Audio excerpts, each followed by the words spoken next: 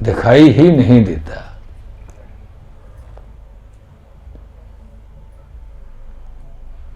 ये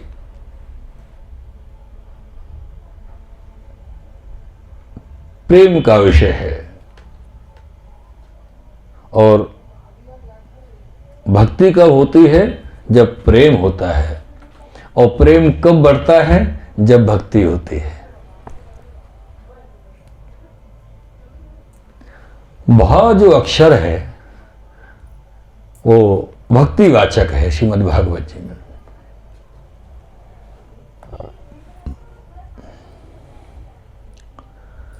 भक्ति का अर्थ ये नहीं है कि लोग साहब सुबह नहाए धोए और माला लेके बैठ गए, 1 घंटे 2 घंटे घर वाले परेशान हो रहे हैं। अरे भाई उठ जाओ, दूसरा काम भी देखना है।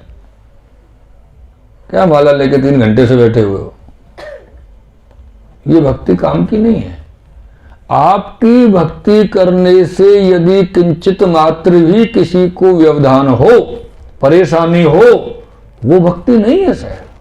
भक्ति तो वो है कि आपकी भक्ति भी बढ़े और किसी को पता भी न चले कि आप भक्ति में डूब चुके हो।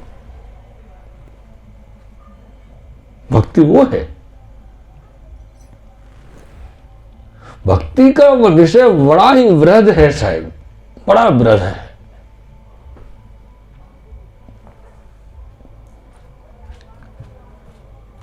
प्रियजनों,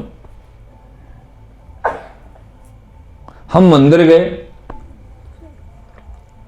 मंदिर जाके भगवान को पूजन किया, आरती की, भोग लगा दिया और फिर क्या बोले?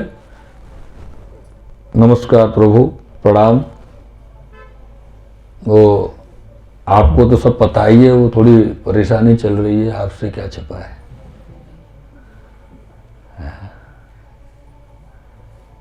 बाकी लोग समझ रहे हैं कि हम भक्ति करने गए हैं। अब भगवान को भी पता है इस बात को, तो भगवान भी जानते हैं और हम भी जानते हैं कि हम तो अपने व्यापार के मकसद से गए थे। भाई हम इधर लगा रहे हैं, तुम उधर पूरा कर दो, हिसाब किताब बराबर। ये भक्ति का रूप नहीं है। या आपने भगवान से नहीं भी मांगा,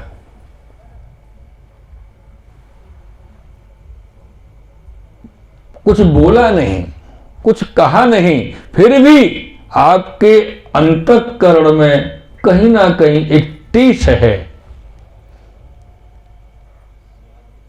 और ये आपकी समझ अच्छी है कि अरे भगवान से क्या कहें, वो तो सब जानते हैं।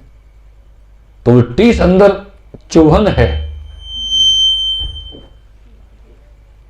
कि उनसे क्या कहें।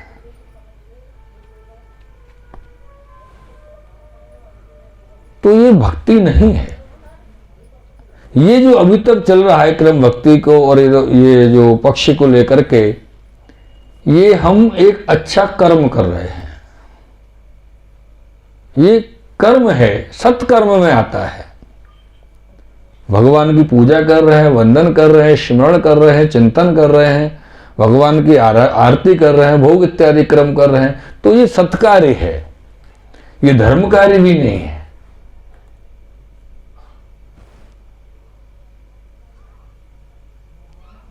धर्म कार्य वो है जिसके करने से अनेक अन्य जीवों के हृदय में संतुष्टि, आनंद की अनुभूति, अपने धर्म के प्रति लगन बढ़े, वो धर्म कार्य है। और हम जो क्रम कर रहे हैं, मंदिर जाकर के थोड़ी पूजा कर ले, थोड़ी बात कर ले भगवान से, चले आए कि भाई अपन अब आपसे क्या कहें, सब जानते ही हैं, तो फिर थोड़ा समझ लेना अपने आप, क्योंकि आप तो अंतर्यामी हैं, हमारे मन में क्या चल रहा है वो सब जानते हैं, तो हमको तो कुछ कहने की जरूरत ही नहीं है। और कहना पड़े तो फिर आप भगवान का ही के। तो ये क्रम है और ये एक सदकार्य आप कर रहे हैं कि कम से कम 2 मिनट, 10 मिनट या आधा घंटे भगवान के सामने जाकर के आप खड़े हुए। एक बार एक प्रसंग आता है बड़ा सुंदर, हमको याद आया कि कहीं मंदिर में दर्शन खुले हुए थे और बहुत लोग जो दर्शनार्थी थे दर्शन कर रहे थे। और अक्सर ऐसा होता ही है, मंदिरों में दर्शनार्थी अधिक खूब होते ही हैं। वहीं पर एक नेत्रहीन व्यक्ति दर्शन करने आया। नेत्रहीन का मतलब समझे, अंधा आदमी, और दर्शन करने आया।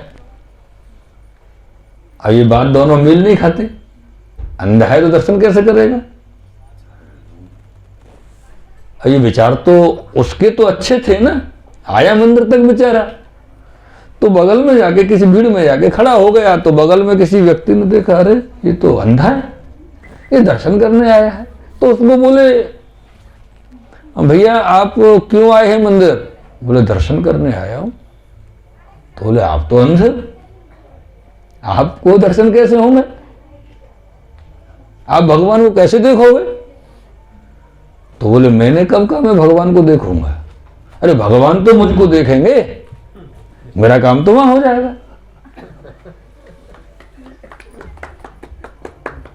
हम कम से कम, अरे भैया क्या हो रहा है, हम कम से कम भगवान के सन्मुख पहुंचे तो सही, किसी भी उद्देश्य से पहुंचे, कोई भी कारण से पहुंचे, लेकिन भगवान के सामने पहुंचे तो सही। हो सकता है कि हमारी दृष्टि उतनी उत्तम नहीं है कि देख पाए, लेकिन वो तो हमको देख ही लेंगे, और बस उन्होंने देख लिया, हमारा काम हो जाएगा, और ज्यादा क्या करना है सर। तो इस प्रकार की भाव भक्ति जो चिंतन का विषय है वो आवश्यक है। प्रियजनों, भक्ति का विषय है आंतरिक चिंतन। भक्ति का विषय है हमारे जीवन में हमारे द्वारा, हमारे लक्षण से, हमारी क्रिया से, हमारे व्यवहार से किसी दूसरे पर्सन को, दूसरे व्यक्ति को, दूसरे जीव को कोई भी प्रकार का कष्ट न हो, उसके हृदय को हमसे दुख न पहुंचे। यही भक्ति की प्रथम श्रेणी है। एक तरफ तो हम खूब सेवा करते हैं, एक तरफ हम खूब भजन करते हैं, और दूसरी तरफ जब मन गुस्सा में होता है तो भर पेट गालियां देते हैं कि ये ऐसा है, वो ऐसा है, वो मरता नहीं है, वो जिंदा नहीं होता है। तो ये भक्ति का स्वरूप नहीं है प्रियजनों। भक्ति का एकमात्र सिद्धांत है भगवत भजन का आनंद, और हमारे द्वारा किसी अन्य व्यक्ति को कोई प्रकार का परिश्रम, कष्ट, हृदय में दुख न हो। यही भक्ति का मूल सूत्र है। हमारी कोई ऐसी क्रिया न हो जिससे किसी का हृदय दुखी हो। हमारी कोई ऐसी क्रिया न हो जिससे किसी के हृदय को पीड़ा हो। हमारी कोई ऐसी क्रिया ना हो जिससे किसी के भी हृदय को, अब ऐसा नहीं कि जिसको पीड़ा हुई वो आकर के हमसे बोले कि भाई आप ऐसा क्यों कर रहे हो हमारे साथ में।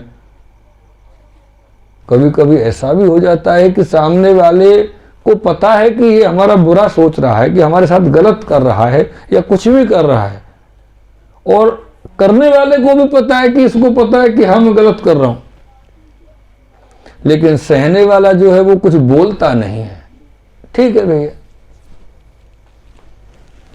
जैसे, अरे कौन आ गया, जैसे आपकी इच्छा, ठाकुर जी आपका भी भला करेंगे। तो भक्ति का प्रथम जो मूल भाव है वो यही है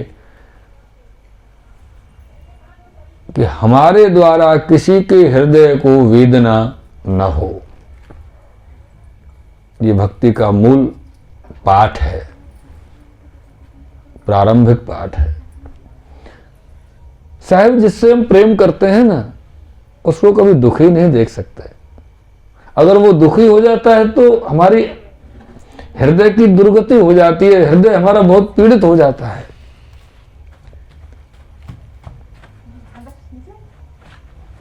ये प्रेम रूपी भक्ति का प्रारूप है। लेकिन मेरे प्रियजनों, हम प्रेम करने का दावा तो करते हैं,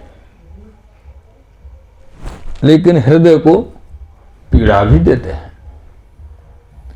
तो ना तो वहां पर आपका प्रेम ही सिद्ध होता है, और ना ही भक्ति। प्रियजनों, जब तक भक्ति नहीं है ज्ञान की उत्पत्ति नहीं हो सकती, और जब ज्ञान ही नहीं होगा तो हम कुछ भी गलत करेंगे, हमको उस चीज का एहसास ही नहीं होगा कि हमने क्या गलत किया, किसी के साथ हमने क्या गलत व्यवहार किया, गलत शब्द उच्चारण किया या गलत आचरण किया, क्योंकि हमको तो ज्ञान ही नहीं है। और अगर आपके अंदर भक्ति विद्यमान है तो ज्ञान प्रकट होगा ही होगा, क्योंकि भक्ति से ज्ञान की उत्पत्ति है, ज्ञान से भक्ति की उत्पत्ति नहीं है। कोई व्यक्ति बहुत ज्यादा ज्ञानी हो, बहुत ज्यादा ज्ञानी विद्वान, तो जरूरी नहीं कि वो भक्त भी हो। लेकिन यदि कोई व्यक्ति सच्चा हृदय से भक्त है तो उसको प्राकृतिक ज्ञान की प्राप्ति हो जाती है। और ऐसे ज्ञान की प्राप्ति होती है भैया जी, जो पुस्तकों में या ग्रंथों में भी नहीं होता। ऐसा दिव्य ज्ञान उसके हृदय में प्रकट होता है, उद्भव होता है। भागवत जी का दूसरा अक्षर क्या है? भाग के बाद ग अर्थात ज्ञान।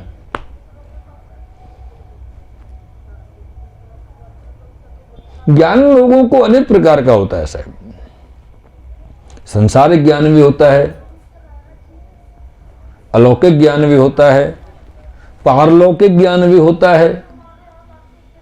और ज्ञान की कोई सीमा नहीं है। कुछ भी नई वस्तु की समझ आ जाए वही ज्ञान है, कुछ भी नई वस्तु को जान लिया जाए वही ज्ञान है। कितने कितने प्रकार के डॉक्टर हैं, कितने प्रकार के इंजीनियर हैं, सबका ज्ञान अलग है और सबके पास ज्ञान है। सबको एकत्र कर दिया जाए तो भी कम पड़ता है।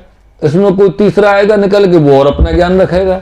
तो ज्ञान की कोई सीमा नहीं है, ज्ञान असीमित है।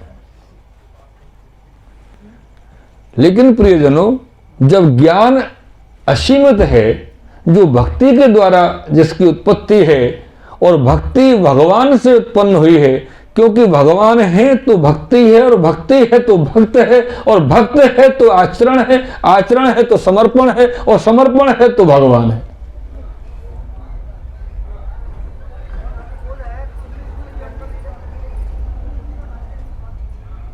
ज्ञान का कोई था नहीं है, क्योंकि जहां से चले थे वहीं जा रहे। समर्पण है तो भगवान है।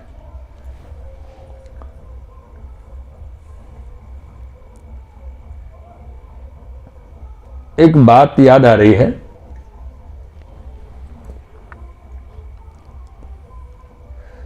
कोई भोला भाला व्यक्ति है, बहुत ज्यादा भोला होता है, उसको क्या बोलते हैं अपन? पागल।